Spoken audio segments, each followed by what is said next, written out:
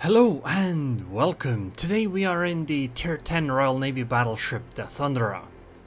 We are on the map Shards, and I am actually playing on the Russian server in this case, which is... I'd like to say something different, but honestly I think all the servers play more or less the same. It really isn't that different, just the names will be slightly different. Also, I started out the match by saying press T for stats, and as you can see there are two smoke screens on both sides. Although I don't think our Shimakaze used it because of me. At least that's what I believe in my heart, okay?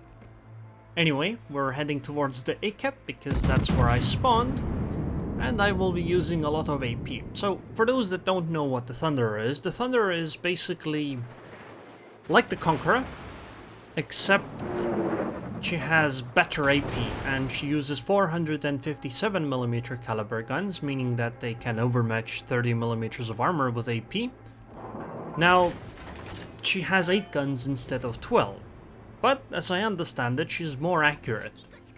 And she also has a better reload, meaning that if you add the numbers up, the Conqueror does deal better HE damage per minute, but it's not that significantly higher.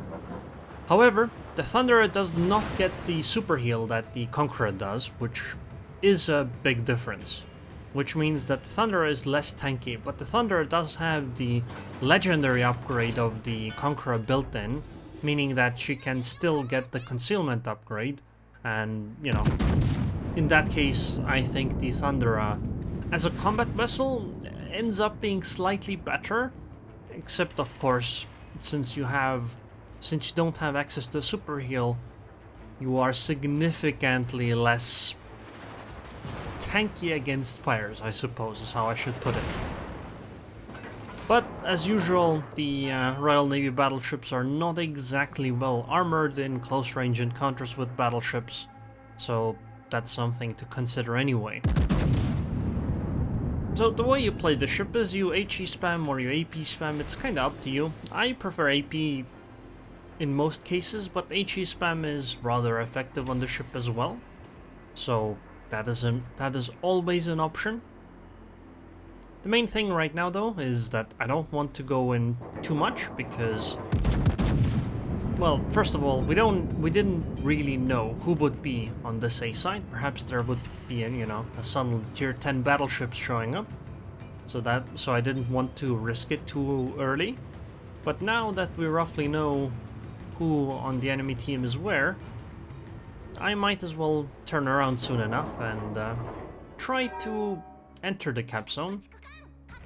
Although right now, trying to turn into anything will just put my ship needlessly at risk. Besides, we seem to be dealing quite a bit of damage even like this. I mean, it's 4 minutes into the match and I'm at 73k damage. And it's not like I got some kind of a very lucky shot or anything off. I've just been dealing consistent damage to these broadsiding battleships. Unfortunately, our Shimakaze does get torpedoed by a Tirpitz. Yeah, that's not something you see every day, huh? Battleship torpedoing a destroyer without being torpedoed in return, by the way. But she does go down to the Lexington torpedo bombers. Not the Kagaros or the Shimakazes, the Lexingtons. I'd say well played to that Tirpitz. He definitely pulled his weight, considering he took out a tier 10 destroyer for a tier 8 battleship. Especially on the side of the map where they were outnumbered quite significantly. I mean, they had a Tirpitz, a Friedrich der Grosse, and... is that an Akizuki? I can't actually read the minimap well enough to tell. Versus a Kagero, a Shimakaze, a North Carolina, a Thunderer, and a Moskva. Oh, and the CV, the Lexington as well. So they definitely were not really that far ahead. Also, I'm pretty sure I was all tabbed, otherwise I would have reacted earlier to this Akizuki. Unfortunately, I had AP loaded, so AP it is. But 2 overpens is still a good 15% of the Akizuki's HP. Anyway, it's time to push. I think actually going into the A-cap would be a better idea right now, to finish off the Akizuki and maybe deal a lot of damage to the Friedrich der Grosse.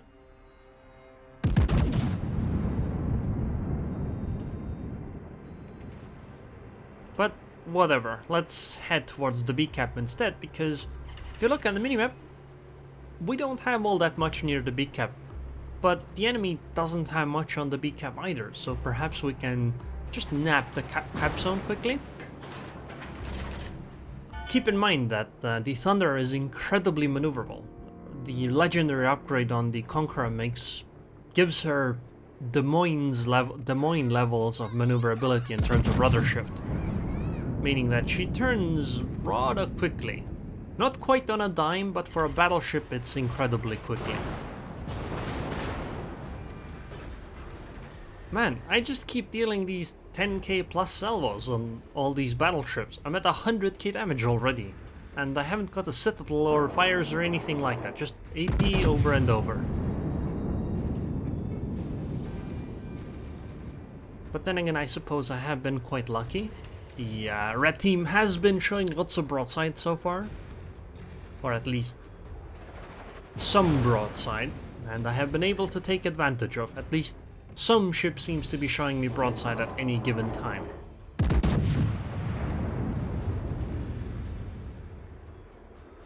Okay, I would really like to be able to finish that Friedrich der Grosse off though. I don't want the battleship to be on my broadside like that, because I really do want to turn into that B-cap, but I think right now if I do that, the Friedrich der Grosse will be like, oh sweet, free damage on that Thunder, and then she'll shoot me and I'm gonna cry. Well, not really, but it's the thought that counts, okay? The Thunder does have some pretty decent anti-air, considering, you know, you have defensive fire. But then again, that was a tier 8 CV2, so you shouldn't expect too much out of that. And I am showing broadside to the Friedrich der Grosse, and she obviously takes a shot at me. But I think she's gonna go down in a moment. And we're next to the B-cap already, and there's torpedoes coming from the bow. They all missed though. 5 torpedoes per launcher, 2 sets though. But considering the destroyers available for the enemy, that has to be a Shimakaze. Okay, I'm gonna take one of these torpedoes. That's okay though. Also, considering how different these 2 sets of torps were, the first 2 must have been launched. Sorry, the 3 sets of torps. The first 2 sets must have been launched very early on. Lexington's coming in again. Defensive fire is on cooldown this time, but that's okay. It's only torpedo bombers, and the Thunder is very, very maneuverable, so this should be okay.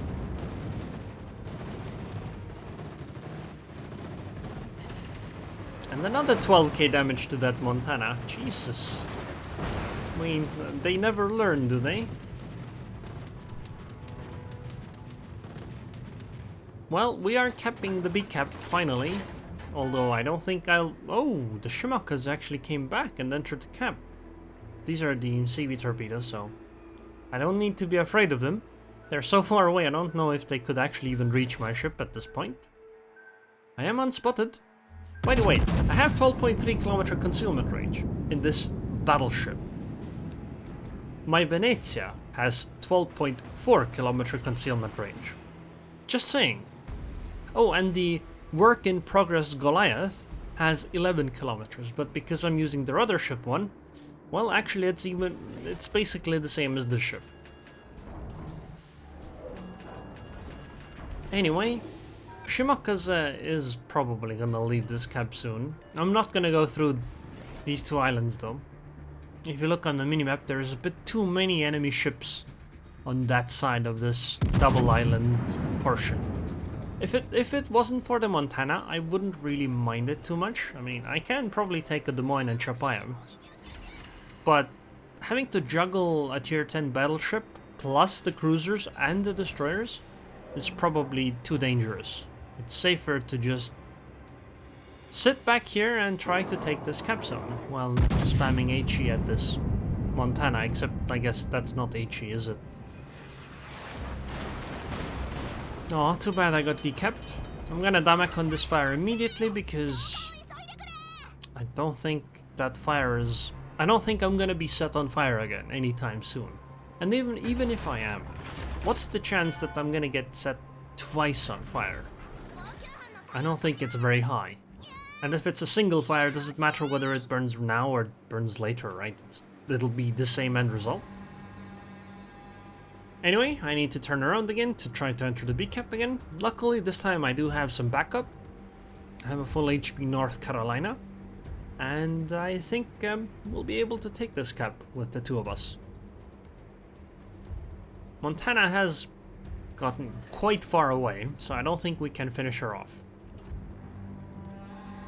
I think the primary target at this point is going to be the Des Moines, because she seems to be advancing roughly in this direction. Oh, she's showing even broadside now. I guess not for long, but I can overmatch the bow of the Des Moines, so it should be okay. 14k damage yet again. Damn.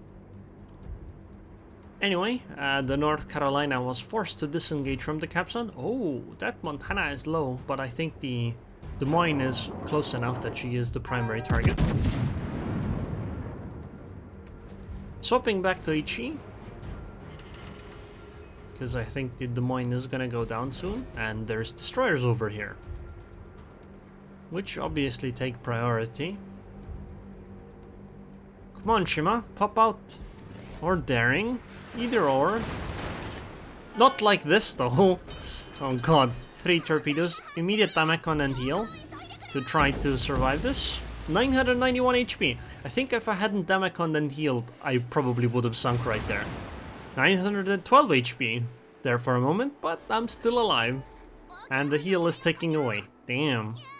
That was very close. That could have gone very, very poorly for me. Well, actually, I guess it did go very poorly, but it could have gone worse. Because the ship could have gone down for that. Montana is probably gonna take another shot at me soon. Oh no!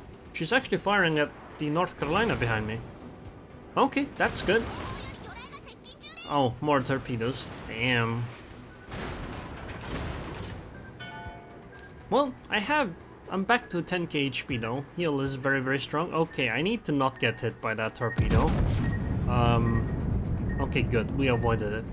So, something I don't know if people have realized. Well, some obviously have. Most experienced players, but when you want to dodge torpedoes and you see them coming from a distance away, you don't want to go exactly in the same direction as the torpedoes. You want to be slightly angled.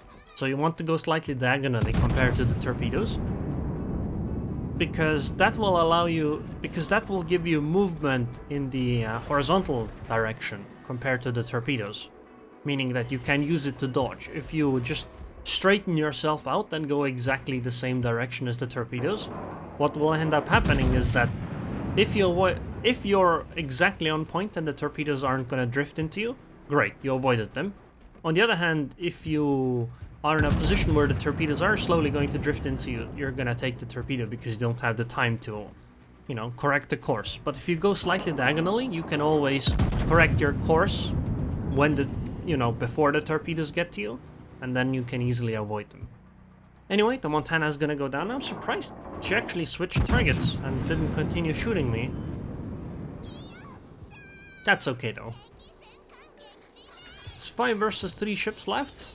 We don't have a points lead yet. The Lexington is probably gonna come to me, considering I'm the one taking the B cap. I should be safe to do this turn now. I shouldn't get torpedoed, I think. Anyway, I've been at this B cap for a while now. Been trying to take it. I've been unable to succeed. But I think that my time has come. Thinking I should probably take a blind shot, yeah. You never know, you might get lucky at this point in the game. It's not like a battleship is gonna punish me, right? So I don't need to exactly hide myself. 6 seconds on the cap zone. Come on, we can take this cap, finally. Come on, come on, come on. Yes! Yes! Naval warfare tactics even. So this was my first cap on this entire account, I guess. Anyway, Schmucker's only left. Daring went down. Good job, Moskva. And Daring goes down. So basically the ships are all gone. And it'll just be... I'll just jump towards the end as I did, because I'm not gonna be able to take any shots on this Lexington, unfortunately. And it was just a whole bunch of sailing empty and watching other people deal damage while I was unable to. Anyways, 212k damage, high caliber, dreadnought, 16 planes, 2 ships sunk, 2243 base XP. I feel that I earned the result in this game. It was pretty good. I tried quite hard on that beat cap, okay? 1.7 million potential, but honestly it kinda felt more. Then again, I suppose I did get hit a lot. Anyways, I hope you guys enjoyed this video. I would like to thank the patrons on Patreon. Thank you very much for your continued support, One-Eyed Potato, and I hope I'll see you guys next time.